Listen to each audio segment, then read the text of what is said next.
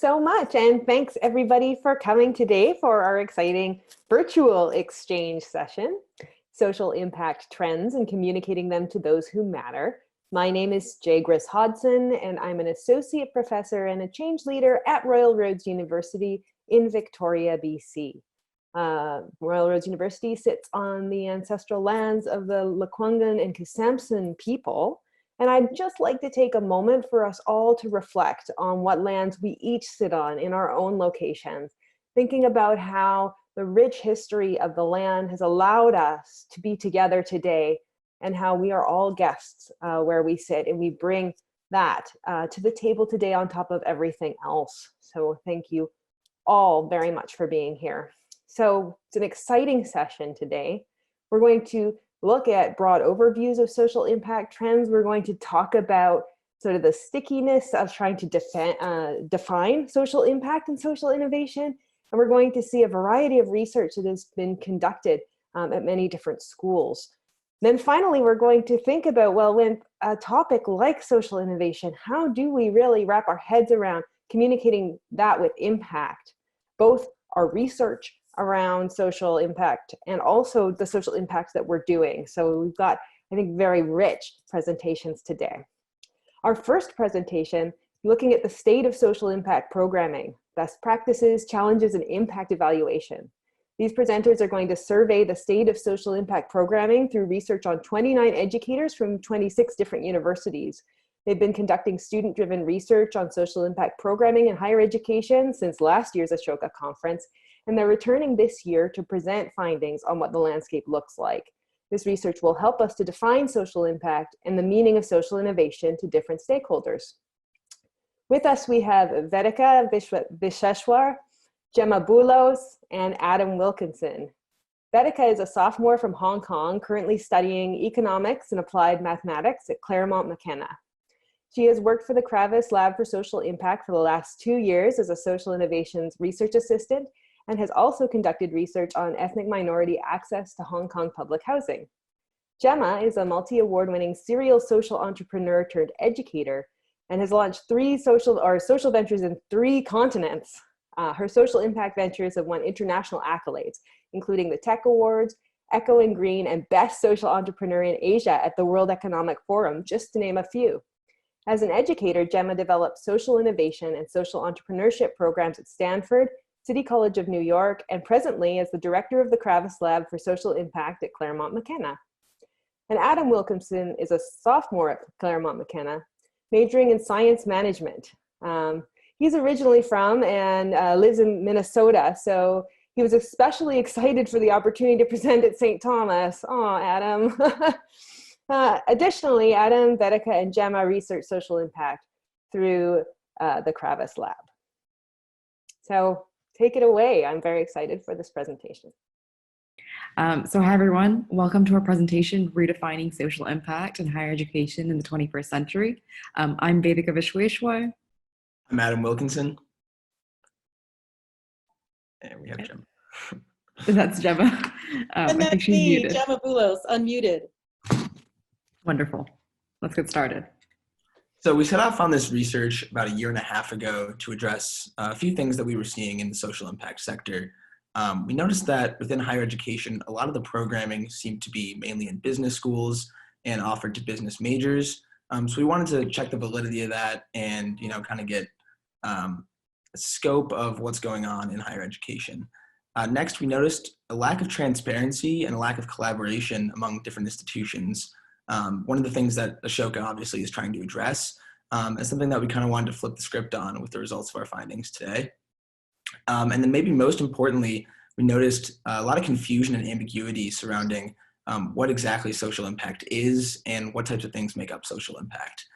So we set out to survey the landscape of social impact in higher education and find trends among different schools and universities. Some of them are Ashoka schools and some of them not. We wanted to understand influential programs at each of these schools, implementation challenges that they faced when bringing these programs in, and then how they are tracking the impact of each of these programs. And then finally, we wanted to define social impact and all of its components. Right, so we employed a two-pronged two-pronged research method. And on the picture on the right, you can see me and my colleague Hyun Jin in last year's Ashoka conference in San Diego, which was absolutely beautiful. And so at that conference, we conducted 29 interviews with faculty and staff across 26 different institutions. These interviews were 20 to 45 minutes in length, and we essentially asked them 4 questions. What are their best practices, their implementation challenges, how have their social impact programs evolved over time, and how do they measure their impact? So as Adam mentioned, 13 of these schools were Ashoka schools and 13 of them weren't. In addition, once we got back to campus, we started our quantitative phase, which involved secondary online research about social impact programs.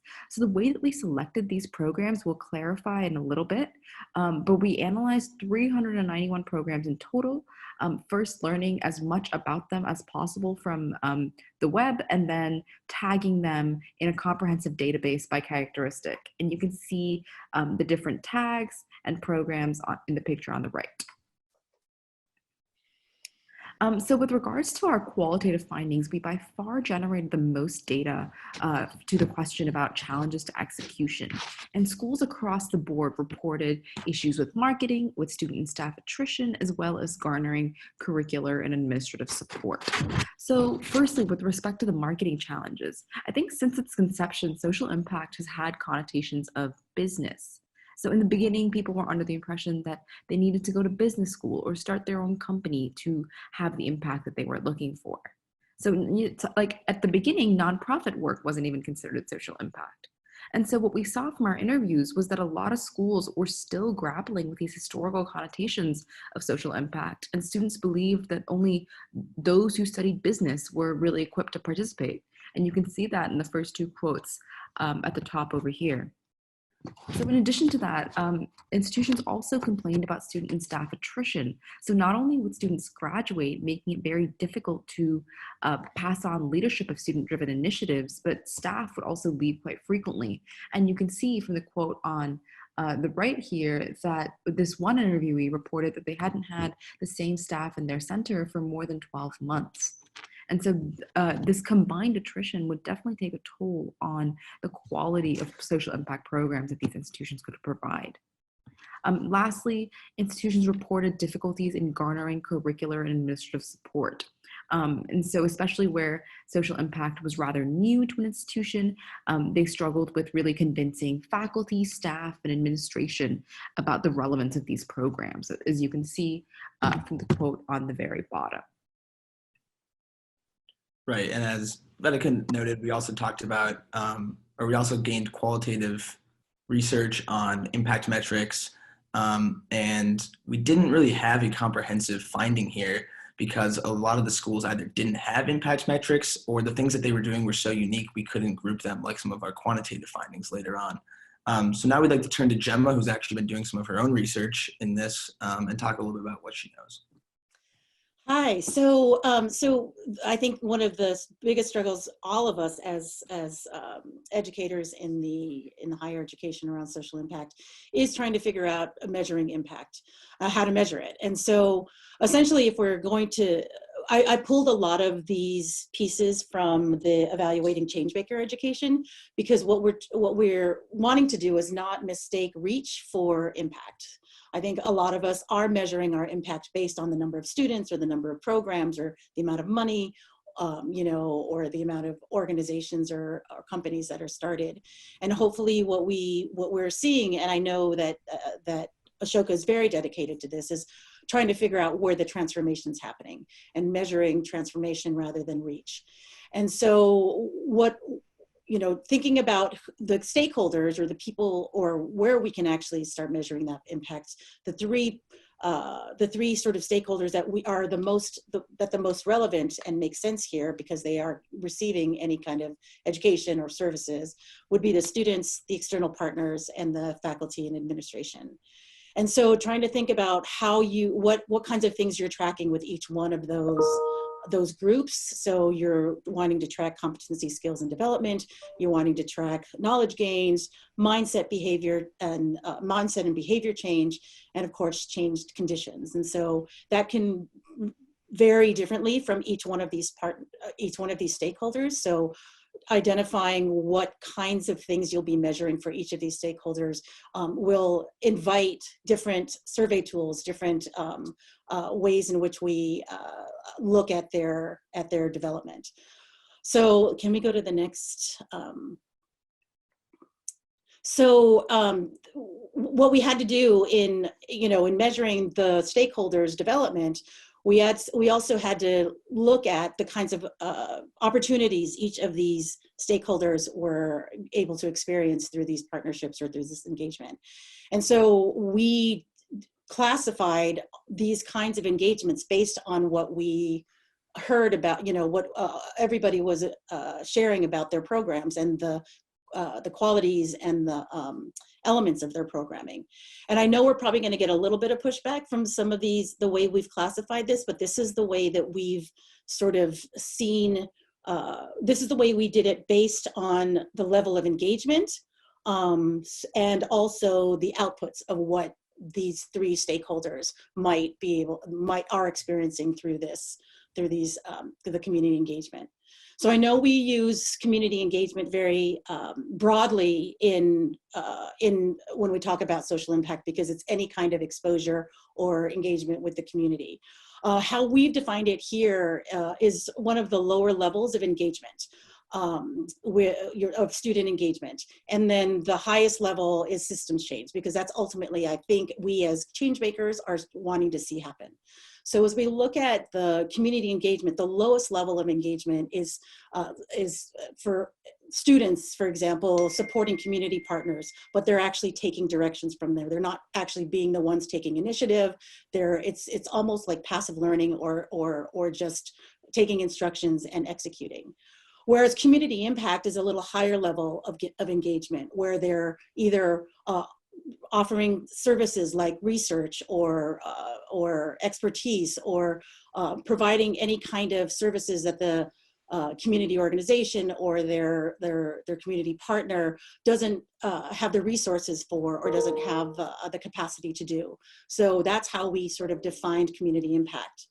The next level of engagement was social innovation, and that's social innovation was the generating new solutions. So ideating, not necessarily with community partners, but ideating for social change.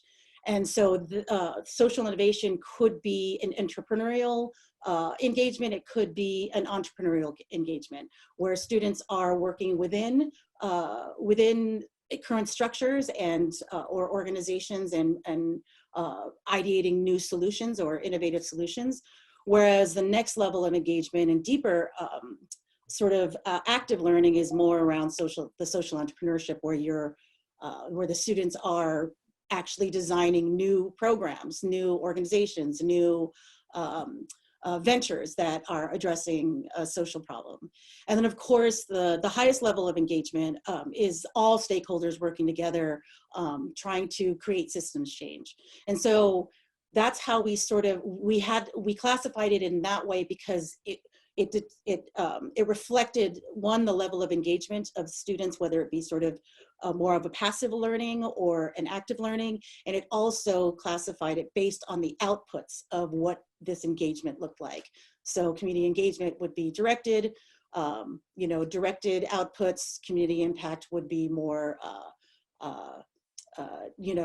self-initiated and self-directed. Social innovation, social entrepreneurship, and systems change, definitely way more active. Yeah, so these are definitions that we kind of came up with along the way through our lit review and through discussions among the three of us, but also the large quantitative research that we did backed up these definitions. And so I'll talk a little bit about this so we don't take too much time here, but for community engagement, which was about 1/8 of our programs, these are programs that were mostly service learning experiences for students, and also self-selecting. So they weren't excluding anybody through an application process or anything like that. Types of volunteering would volunteer. Community impact was about 1/4 of our programs. Example of this would be the Bonner Fellowship at Brown, where they're working a little more intensely with these programs and with these established organizations for years on end here. And this is another off-campus type of program. And it involves a little bit of problem-solving ideation, and it's a little more selective with applications. And then moving on to social innovation, really heavy on problem solving ideation, and product building usually goes on here as well. This was about 35% of our programs. Social entrepreneurship, the next step up, about a fourth of the programs we found. These involved workshops, scaling ventures, and competitions. So piggybacking what Gemma had said there. And then finally systems change, where we had only 22 of the 400 programs we looked at fall into this category, are really working on bringing in lots of different practitioners and lots of different stakeholders to create the most change possible. Great. So that wraps up our qualitative findings. And so now I want to move a little bit into our quantitative findings. And so one of the big categories that we tagged programs for was domain of work. And so programs were designated as either extracurricular, curricular, or both. And as you can see from the pie chart, almost 2/3 of our programs were extracurricular programs, which mimics some of the concerns that faculty and staff raised in our interviews, where they found that they didn't have enough curricular support for their programs. So that it was really nice to see that trend sort of reflect our qualitative findings as well. And so all the schools that we analyzed had at least one extracurricular program. And what we suggested for schools to build more of that curricular component is to add that to existing extracurricular programs. So some examples of exemplary programs that include both an extracurricular and curricular component are here on the left. And I'd like to highlight the microfinance study abroad at NIU, which first immerses students in an academic course where they learn about microfinance and microlending, and then they have the chance to apply that knowledge in week-long projects in Mexico. So another category that we focused on is exclusivity of programs. And so programs were designated as either self-selecting, which meant that any student who demonstrated an interest in this program could participate, no cost involved, no difficulties involved. Then there were selective programs where interested students had to submit an application and they had to be chosen out of a pool of people. And then you had mandatory programs where social impact was in some way mandated for a certain subset of the population. And so shockingly, what we found was that only 3 out of the 391 programs that we studied mandated social impact in some form.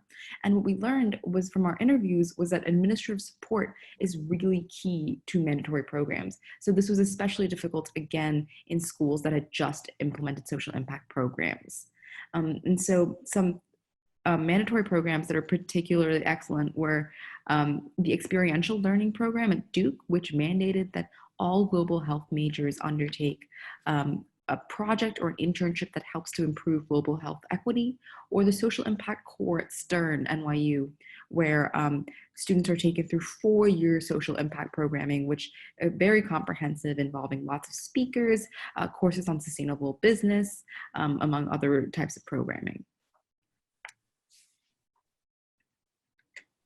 So we also looked at program funding because we wanted to see where schools were putting a lot of their money when it comes to social impact.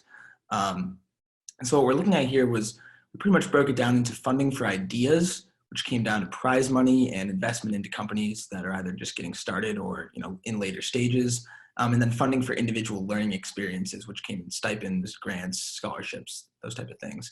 And we do see that a lot more of the funding is going towards these individual learning experiences, which is a good thing for students, as long as there is this ability to take your ideas beyond the classroom with the type of prize money investment as well. And we found that almost every school we looked at had at least one funded program to try to get more participants into social impact, which was awesome. And only about 1 in 10 programs had a fee associated with it, which was something we didn't really want to see as a barrier to keeping students and faculty involved in these programs.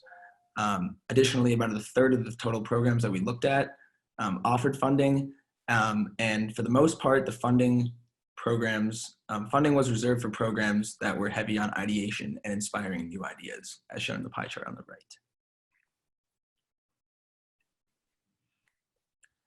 And then another thing we looked at was modes of program delivery. We had, of course, 391 programs, and we tried to boil these down into as few categories as possible.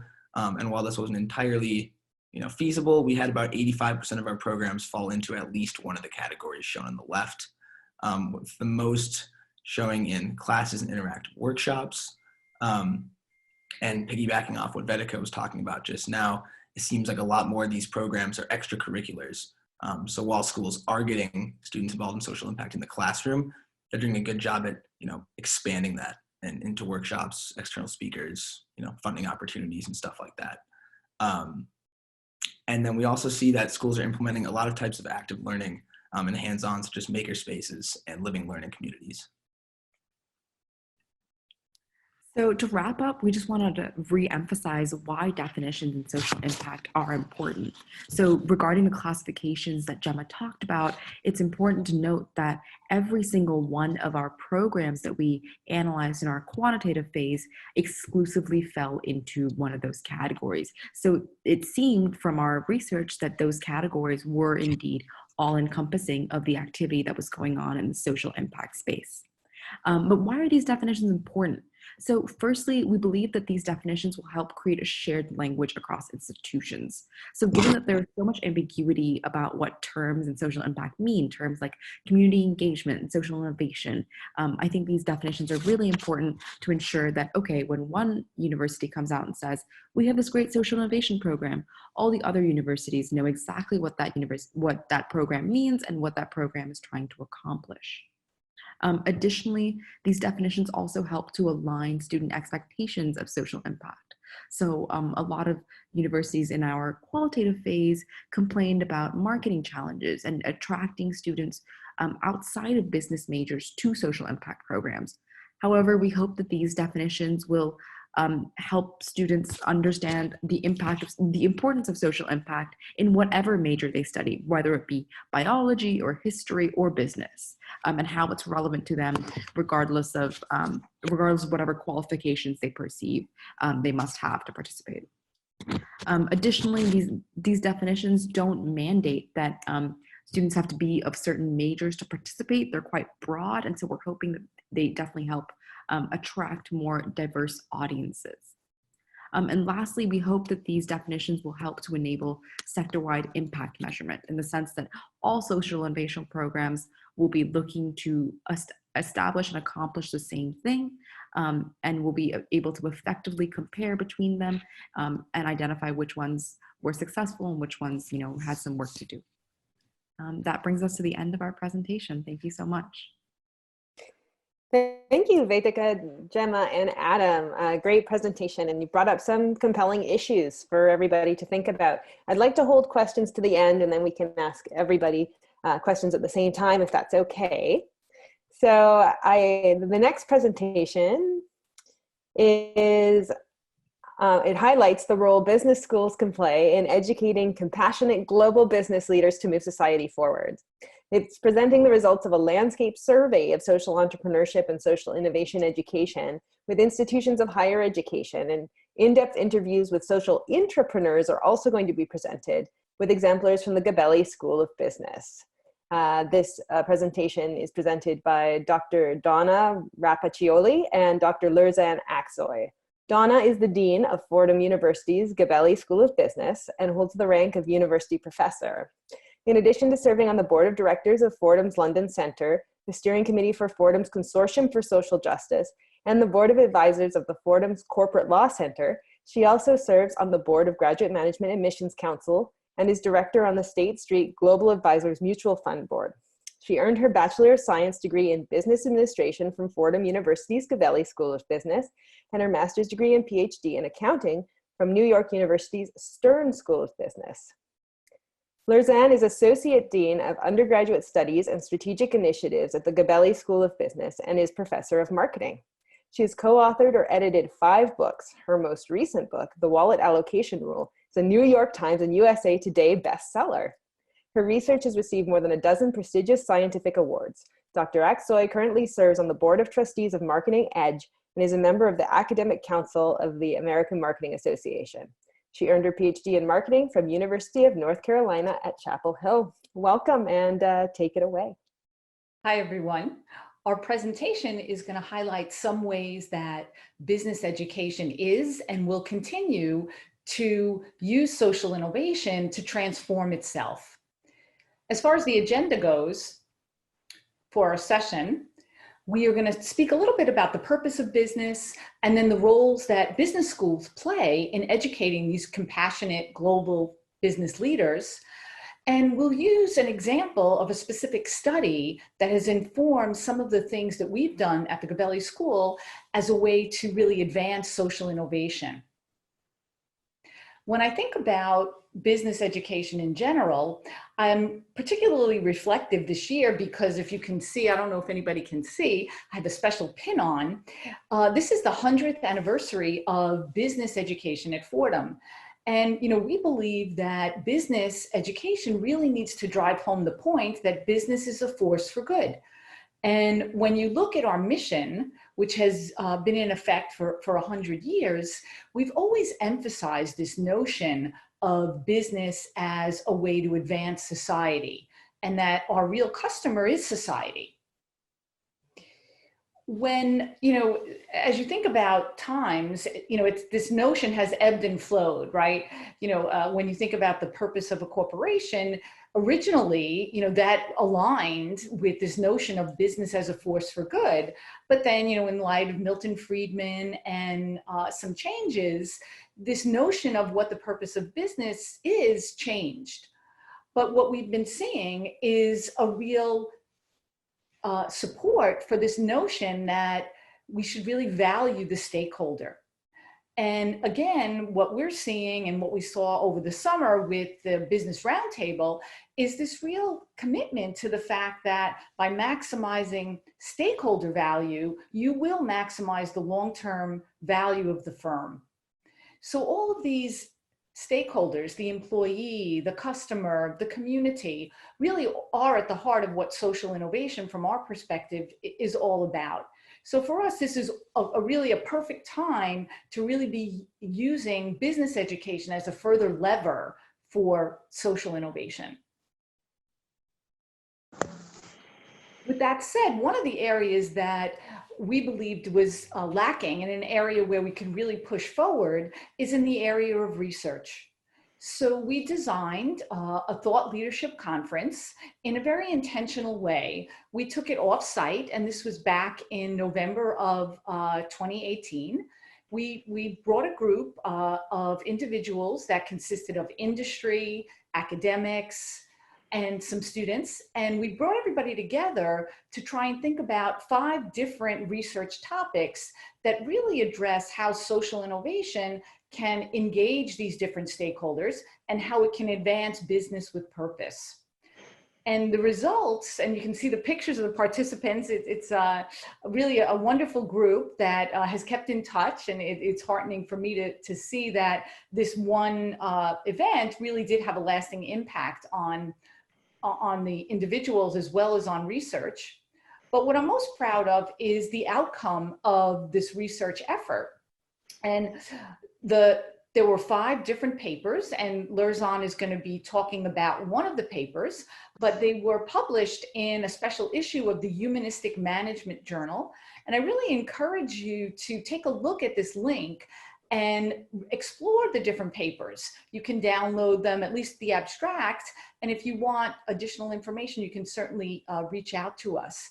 But again, for us, advancing the research side is really going to be a key to having social innovation really be embedded in business. And now I'm going to turn it over to my colleague Lurzan, who's going to take a deep dive into one of the studies. Thank you, Donna. As Donna said, this particular one of the studies that we did and published was about what is the current landscape and of social innovation and social entrepreneurship when it comes to higher education. And I was not alone in this great project. My colleague Yulia Komarova from Gabelli School, and then we had a colleague from Northwestern, Huria. Jeff was from Franklin Marshall College. Raj, as you may know, is at Babson College. And Catherine Milligan is the past director of the Schwab Foundation at the World Economic Forum. So I felt very privileged to work with such a team. And to be able to really understand what social innovation and social entrepreneurship education looks like in higher education, we conduct studies. And the first study was more a quantitative study. And we did a survey with about 66 institutions. And the second study was diving much more deeper into social entrepreneurs and doing in-depth interviews with them. And in terms of the people who responded to our survey, we teamed up with the Aspen Institute and the Ashoka U Change Leader Group. So thank you for those of you who actually were part of the study. And it ranged from folks who were faculty members to center directors, to really anyone who is involved in social innovation or social entrepreneurship initiatives at their institution. And the institutions we looked at were institutions and teaching institutions, and we also had balanced institutions as well. So with that, I want to first look at the first results.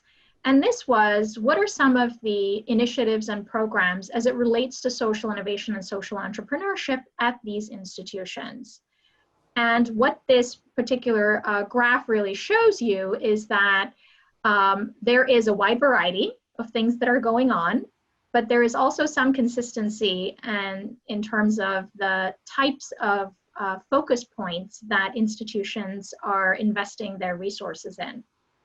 And you know, I just want to sort of highlight a few of the results. And what you see is that when you add curricular, co-curricular activities when it comes to business plan competitions or social business plan competitions, it's about 78% of the institutions actually have one or more of these. And the most highly rated curricular plus co-curricular was the social innovation speaker series. So it seems like more than 80% of institutions seem to have some form of that. But I also want to look at the flip side and say, where is it that institutions are rating themselves sort of as being lower in terms of having it in their portfolio?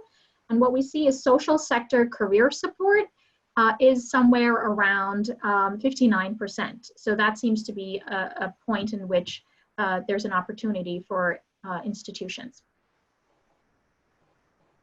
We also looked at, you know, what are some of the characteristics that these institutions are engendering when it comes to the students that are at these institutions. So we asked the participants to rate their agreement with some of these statements of how well they're doing. As you can see, the most on a scale of 1 to 5, 5 being that the students actually do have those skill sets, is developing solutions after understanding problems, and that was rated around 4.51.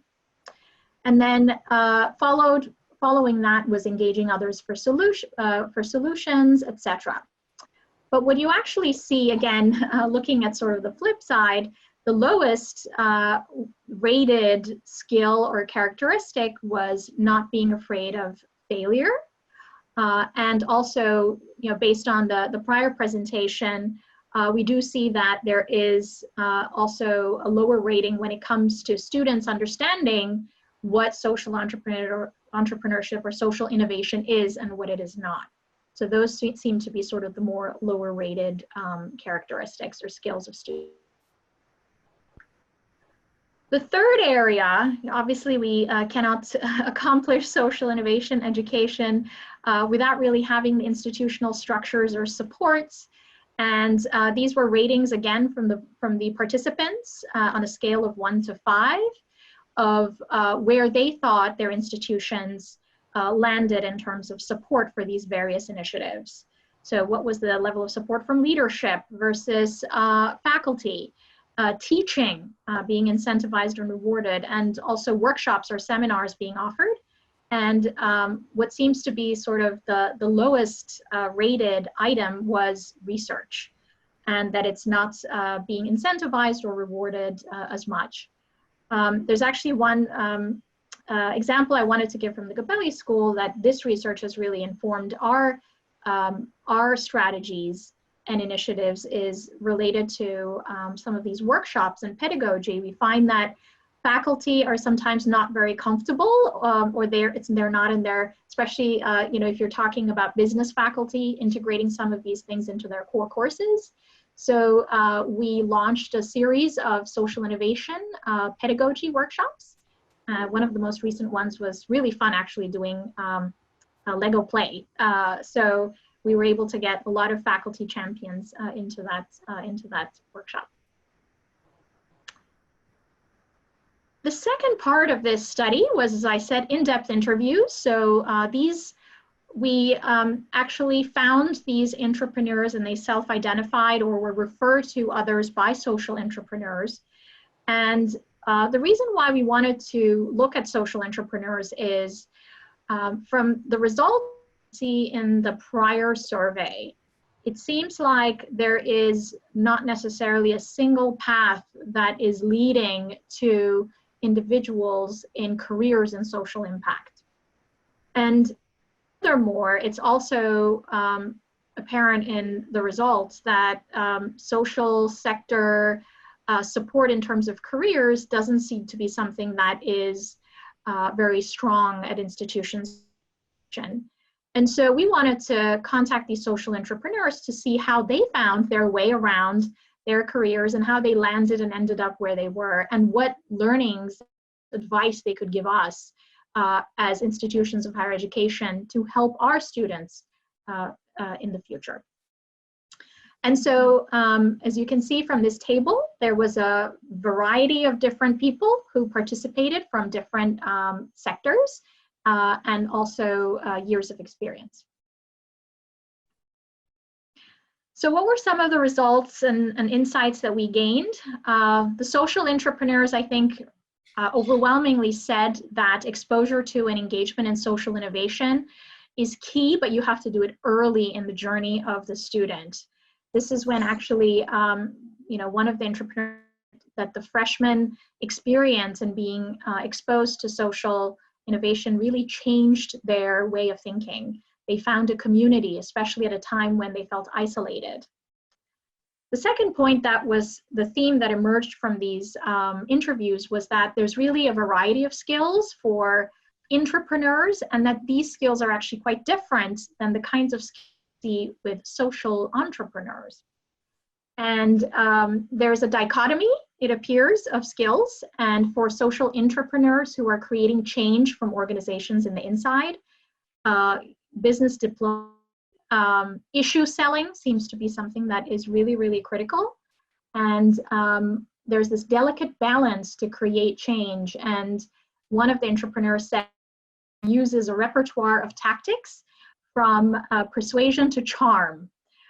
So that really stuck to me. And then there was another quote that was mentioned that to create change, you have to build a reputation for being competent as a change maker and enable change, but not be labeled as an activist, because that could backfire, especially in a corporate setting. In other settings, it might be an advantage. So relationships are critical for social entrepreneurs. And then the third one was, how do we translate this into various career paths?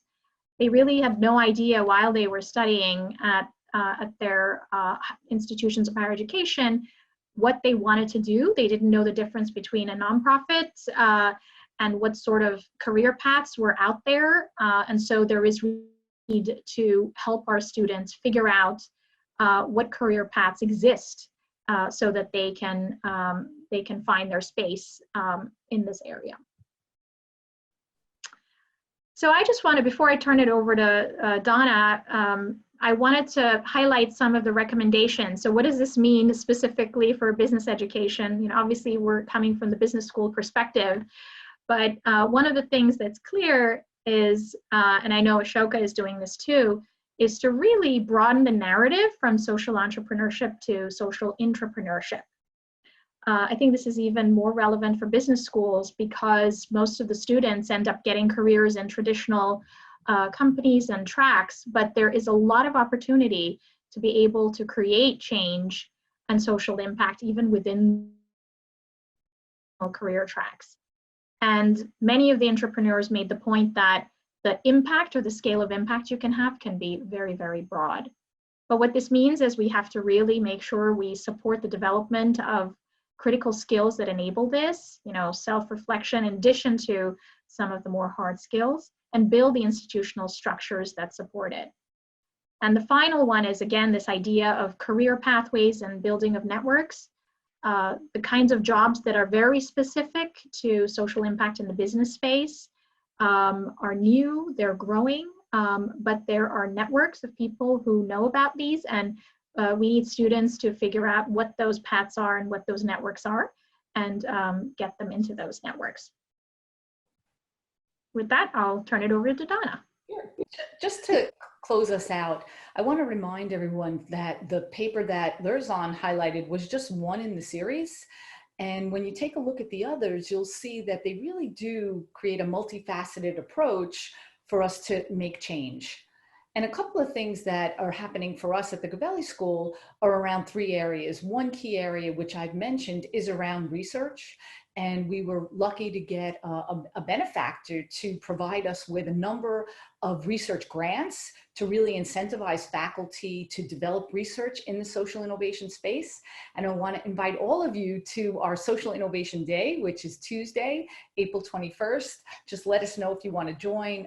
There's over 150 people already signed up, and it'll be a day to share research about social innovation. But also, we're focused on partnerships. And we're very intentional in the partnerships that we enter into. And 2 that I'll mention that are really shaping our way forward. One is with the Sustainable Accounting Standards Board, because we really believe taking a leadership role in sustainable business reporting is going to transform business in the future. And the other is with PVH. And they are a fashion company which has really been taking a leadership role in sustainable supply chain. And this has been really working out well for us because we're getting their industry professionals to inform not only the faculty's research, but what's happening in our classroom. And the last piece, which Lerzan mentioned a few times, is the curriculum. And we're doing many different things, from the freshman year course, which really involves the sustainable development goals, to social innovation tracks, to specialized courses involving ESG and design thinking and change making. But we really believe that we need a big fundamental change.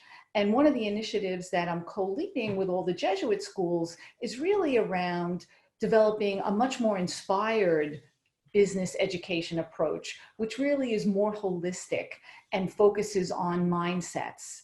And we'll be sharing more about that going forward. But again, for me and for us at Fordham, social innovation really is the future of the way we're going to deliver business education.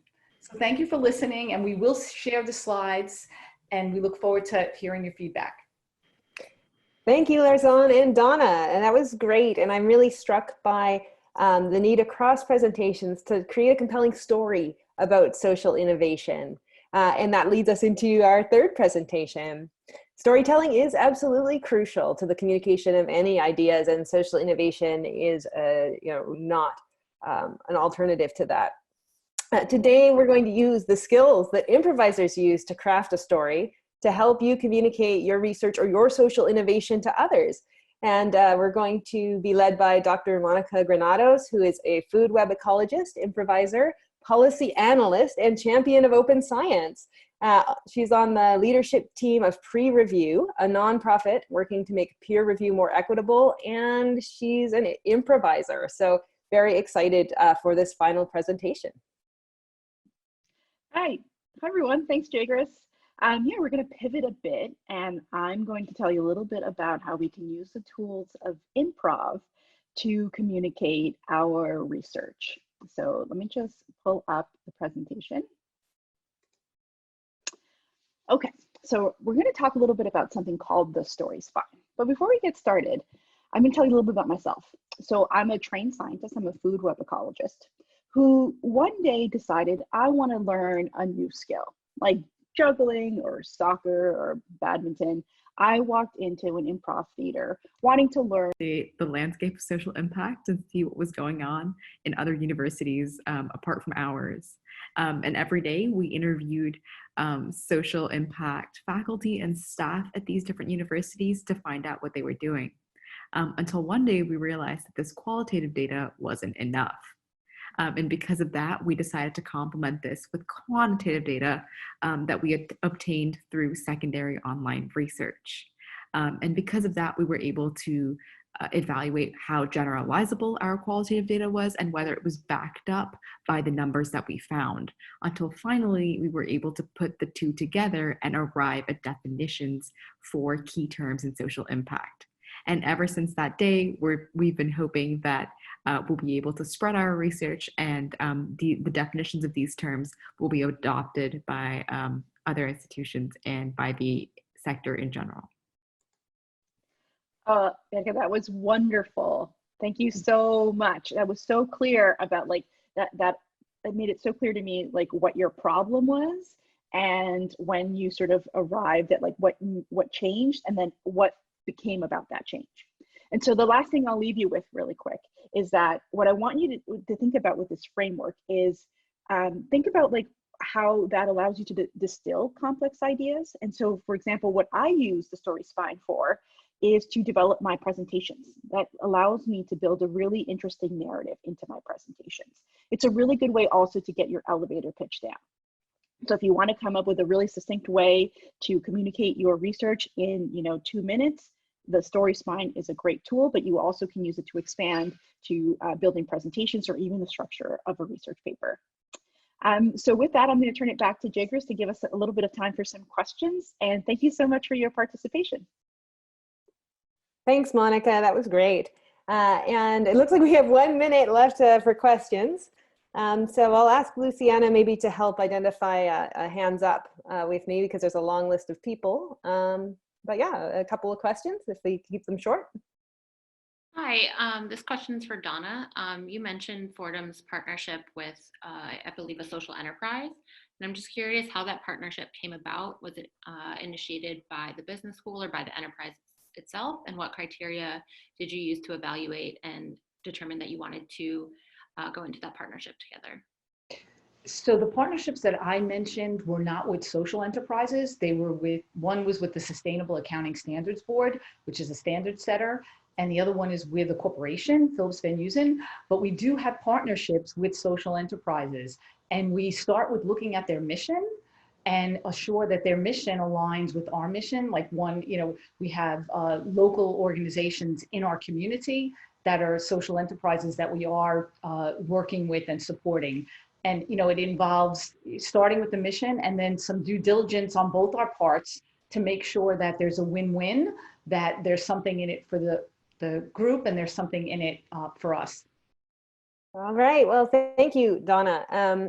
I don't want to take up people's lunch break, but I will direct you all to our Slack channel and to the regular Ashoka program where we have all of our contact information. And I urge everybody to connect because it was such a rich group of presentations today. And while I was sad to run out of time for questions, I'm glad that we got through all of your great data and advice and definitions and everything. So once again, thank you to all the presenters. Thank you for everybody that came. This is such a cool group. And enjoy the rest of the virtual exchange and stay safe and healthy out there.